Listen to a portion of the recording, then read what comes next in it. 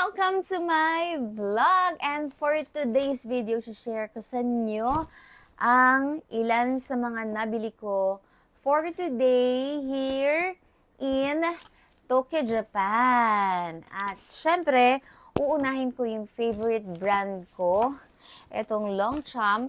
Marami akong favorite, pero sa ngayon na dito ko sa mga practical at saka komportableng bagay na gamitin para sa akin.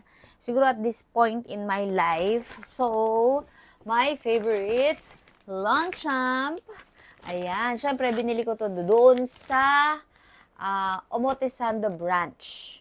Yan. Ever since na pumunta kami at bumili ko ng Longchamp, tatlong beses na ako doon sa Omotesando branch ng Longchamp.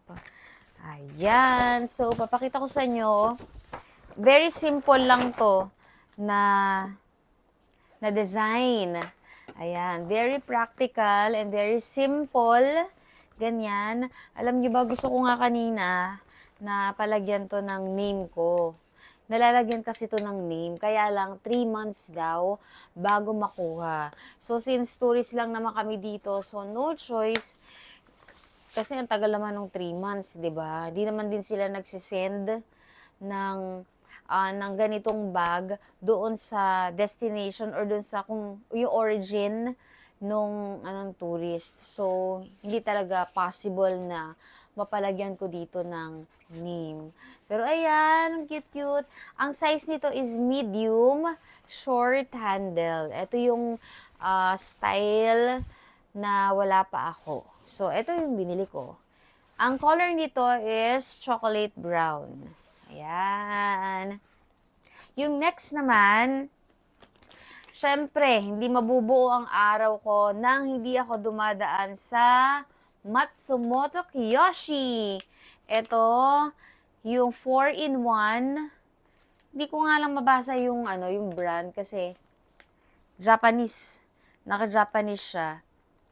Wala talaga akong makitang translation ng English kung ano man to. Pero, para to dito sa eye bag. So, obvious naman, kailangan ko ng pang eye bag na cream.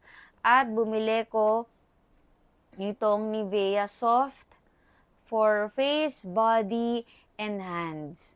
Wala akong makitang nandun sa sa pot, katulad nung nabili ko sa Matsumoto Kiyoshi sa Kyoto.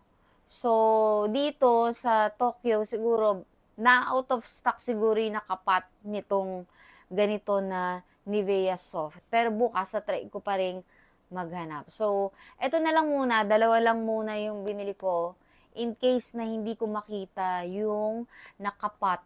Mas prefer ko sana yung nakapat. Pero anyway, ayan, bumili ko. Ang kinagandahan nito, for face, for body, and for hands. Next naman na nabili ko sa Matsumoto Kiyoshi, etong barley. Itong barley na to is 3 grams, 88 pieces. Ayan. Nakabili na rin ako noong nakaraan. Kung napanood nyo yung video ng simple haul ko na bumili din ako sa Matsumoto Kiyoshi ko din nabili. And nakabili din ako sa Donkey. Pero ayun, isa-isa ko yung bili kasi tinatansya pa namin kung ilang piraso lang yung kaya namin ilagay sa maleta. And kanina, nagpunta nga pala kami sa Asakusa. And bumili ko nitong nakalimutan ko tawag dito eh. Pero siya, malambot siya ng mga tinapay. Dalawang version to. Yung isa, meron siyang red bean. Pero ang binili ko, yung walang red bean, plain lang siya.